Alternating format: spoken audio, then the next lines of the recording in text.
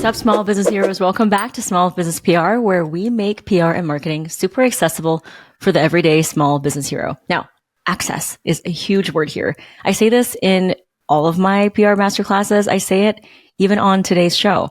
What does access mean to me? Access means equity. Access means inclusion, and creating a space where people feel psychologically safe to consume your content, knowing that the nuance and understanding for their lived experiences somehow included. Now, you don't have to be an expert in everyone's life.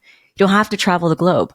But more and more, what I'm seeing in this marketing space is this one size fits all. And there's a lot of toxic positivity that is just, honestly, it disgusts me. And I'm usually a very positive person. I pride myself on making everyone feel seen, and I'm generally very loving, but I have to call this out.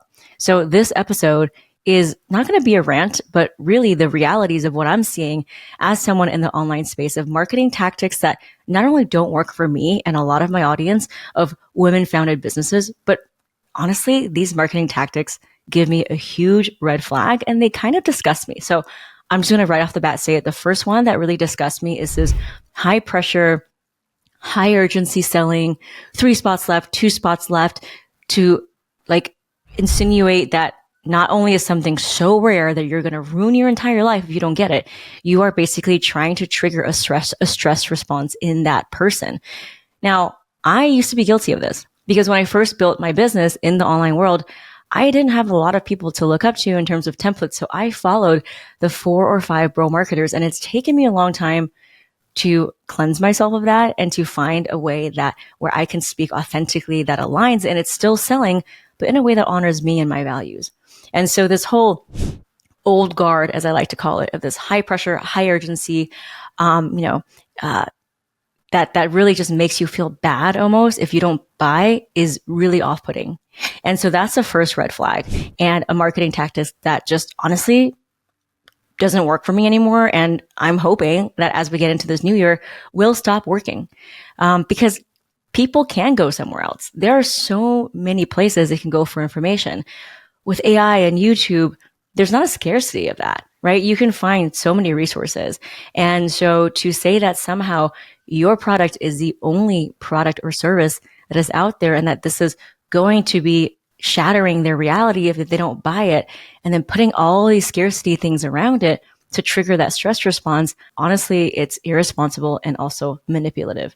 Now, if there is a genuine scarcity, so for example, what I did this year is that I allocated 10 spots for people who around Black Friday, Cyber Monday, and I didn't put a time frame on it. I just said for the next 10 people who join my program in the new year, because at this time it was Q4. So in the new year, the upcoming January, I will sit down with you and have a one-on-one PR planning session.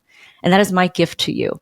And the reason why I picked 10 is not because it's some random number, but 10 is all I have the capacity for to be able to show up fully for that person in a focused way in that session. So that's why I picked 10. That's okay, right? That is real urgency. That is real scarcity in the sense that I just don't have all the hours in the day to give everyone at my highest level when I'm showing up for them in a one-on-one capacity. So that's very different than what I'm talking about here than maybe what you have seen. Second thing, a marketing tactic that just honestly needs to go away is this grand promise of you're going to change your life and 10x this and 10x that. First of all, it's so arbitrary. Like, where are you getting that from? Why is it 10x? Why is it not 9 or 100x? The more you put these arbitrary numbers, the more I'm going to be like, okay, this is another red flag. And I'm going to start to put a wall up. And so for a lot of my audience, female founders who have been oversold to, and I'm in a mastermind with like, literally, I know hundreds of online business coaches, this is getting less and less effective. And it's, again, borderline manipulative to say that something will like 10x your thing or 20x something. I need to see empirical data that is the average. And I mean, average result, not just the 1 or 2 people from your program that you've sold hundreds of times, but that's average. And then you can maybe say that number, but I need to know that number is coming from somewhere. Right. So like for example, for what I do, we've had people who are able to increase their SEO 2-3-fold. And that's just empirical fact. And especially now with AI and everyone being able to write 50 blogs a day, being able to get those powerful organic backlinks, not the pay to play, but real PR backlinks, will increase your SEO because Google is actually prioritizing that.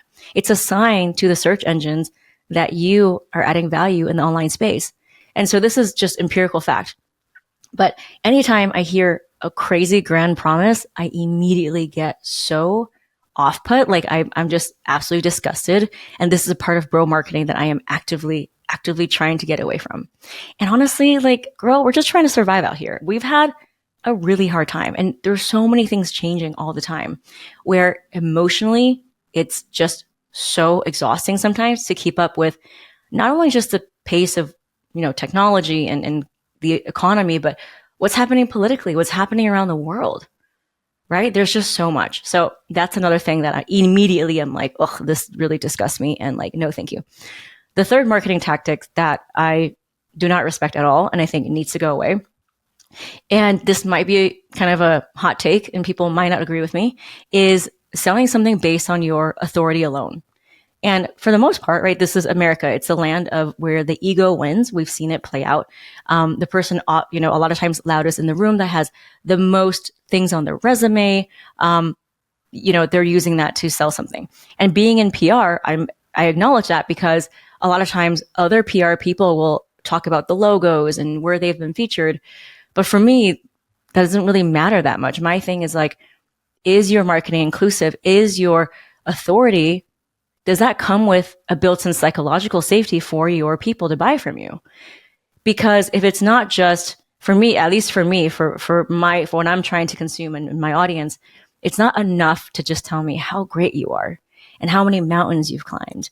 Because if you cannot understand and create space for maybe for me to also climb that mountain with you, for me to feel like I belong, for me to feel safe in that journey and not just you either condescending or maybe judging me because you've done so many of these amazing things that are inspiring, right? That's what I want to know. So I think based on authority alone, and even, you see this in a lot of networking things. My husband yesterday, he came back from a tech event and, he's Italian and he always makes fun of how a lot of Americans, they're really about when they introduce themselves like, oh, like, who are you? I'm this person and I've done this and I've raised this much money and I've exited this startup and I've been featured here. It's just not a human way to speak. It almost feels like you're typing into a screen and, you're spitting it out like you're writing a resume. And so my husband was so like shocked that somebody would speak to him in that way because he didn't even know how to respond. When you start to say, hi, I'm so-and-so, immediately tell them about all the authority and all the places and what you've done and all your accomplishments, it doesn't really leave a lot of room for that person to connect with you. And I think we're getting back into a period where marketing is about connection and it's not about authority and what you've done and how great I am, because there's so many ways to be great. And greatness is not defined equally by one person to the next. So that's another thing that I don't think works as much anymore, is selling something just based on authority alone. I want to know your values, right? So I can say I've helped, get 1 billion organic views. I've had hundreds of people go through my program. But what I'm most proud of is being able to finally make PR accessible, to democratize it for the everyday small business owner, for people who are immigrants and BIPOC founders and people who maybe English is not their first language. Who's helping them? And so that's really important for me when I do say, yes, I've been featured here and here, but honestly, like I really changed that. I used to maybe start off by saying, I've done this. And now it's like, here's the impact that I'm making. Here is what I'm transforming. Here is the sacred work that I'm doing. It's about taking up space and making people feel comfortable to take up space and pitch for them when maybe culturally they've been told not to promote themselves. And so all of that is wrapped up in how I introduce myself, not just, I've done this and I've done that and all the places I've been featured. So the fourth marketing tactic that I'm basically rejecting and thinking that is no longer going to work based on my experience and my audience is this thing that's like this do-it-yourself, low touch, but very expensive and high ticket thing, whether it's a group program where people lump you in with more than 75 or 100 people at a price point that's more than $5,000. There's no way that you're really going to get that high touch. A lot of times what's happening now is as business owners scale, as online coaches scale, they are very removed from the business. And so the very thing that made their business amazing, they're starting to delegate that to other coaches.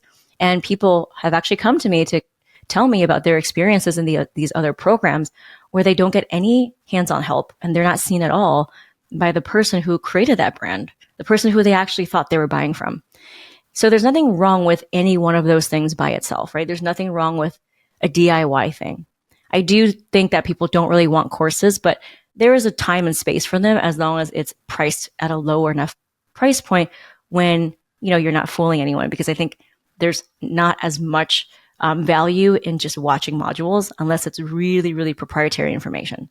So DIY, if you're combining DIY with something that's a high ticket, like a high price point, I have a problem with that, right? If you have something that is very high ticket, but it's low touch and you don't give people support, I have a problem with that. So I recently went to an event, and it's from, these people who have millions of followers, and they give great, free, amazing information. I went to this, session, and it was an upsell, a very aggressive upsell. I'm talking people busting into the rooms with clipboards, signing you up. And if you didn't want to sign up, they immediately treated you differently.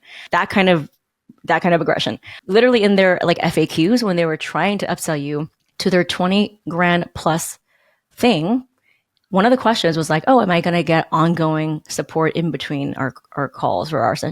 And literally, I kid you not, the answer was like, no, we don't want to enable, a certain type of founder behavior. We only want people who are able to be self-starters, who are able to be resourceful, and just putting all that back on that person. And I think that we've evolved past that. I think that kind of trickery or psychological manipulation, it's clear as day now what it is. And I think maybe it worked before in the past, but that no longer works anymore. So when I saw that answer to the FAQ of, will I be getting support in this 20K program? And the answer was no, because that somehow means that you are not a great fit. And if you don't bet on yourself, I can't either. That is absolute BS. And it absolutely sickens me. So the last one, which is a marketing tactic that absolutely needs to go away, is this toxic positivity. I follow this person and I really enjoyed this person's newsletter.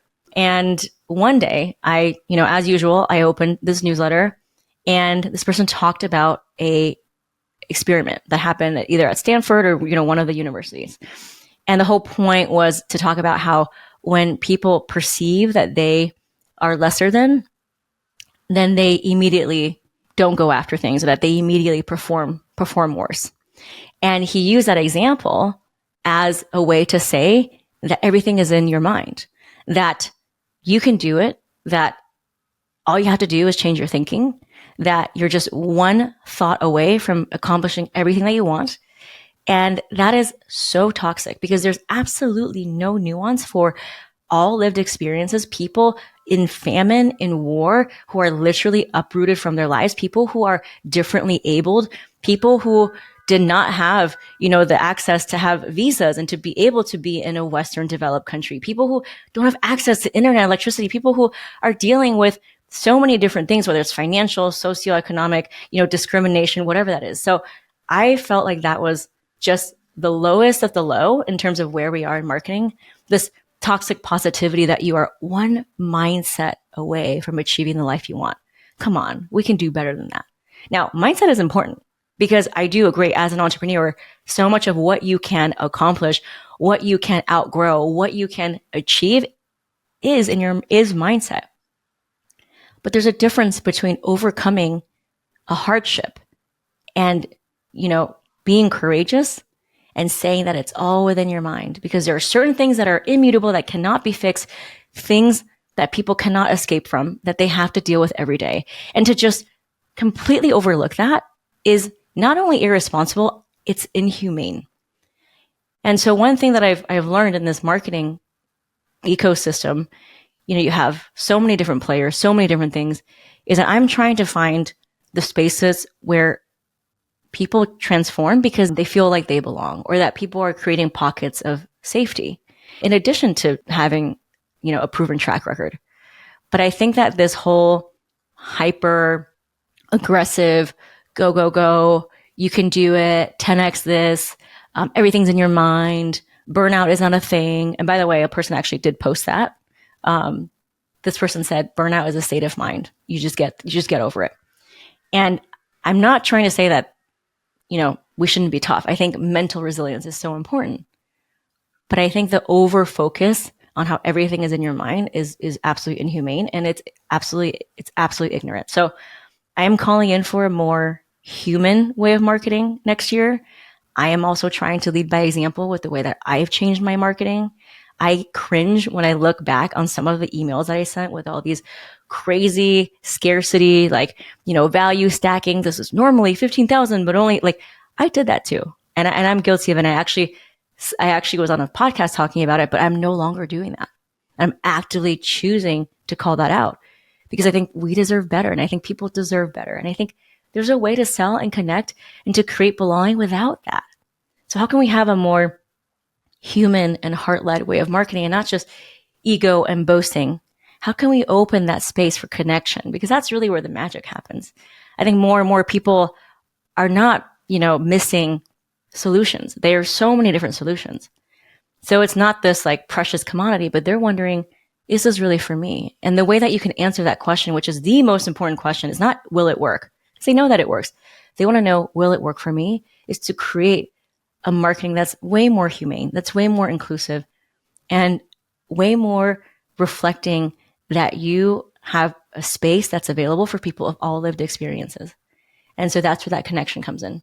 So I'm going to be looking for people who are actively doing work in this way to make their content more connecting and not just, oh, I'm on this pedestal. I've done everything. Look at me. You could have $100 million life too. Well, maybe people don't want that. Maybe it's much deeper than that. And so I think everything that we've learned, through everything that we've been through, whether it's the pandemic or what's happening in the world, is that we just need more love in marketing. We need more humanity back in our marketing. And it's time. It's time. So if you agree with me, feel free to tag me on Instagram at Gloria Chow PR. This is exactly the type of energy I bring into my PR program, creating access and bringing the top 1% of journalists to small business owners. And to also understand that it's not just about PR. It's about feeling safe to take up space and the sacred work that we are here to do to unravel a lot of the generational stuff that told us to be quiet, to be small, to not promote ourselves. And so this work is sacred to me for those reasons. If you resonate, please share this episode with anyone you might know. And I hope to see you in my PR program. I know that there's so much power and courage that comes from being seen in a community of other people who also get it too. So thank you so much, as always, for listening. And I hope you have an incredible weekend. And I will see you next week.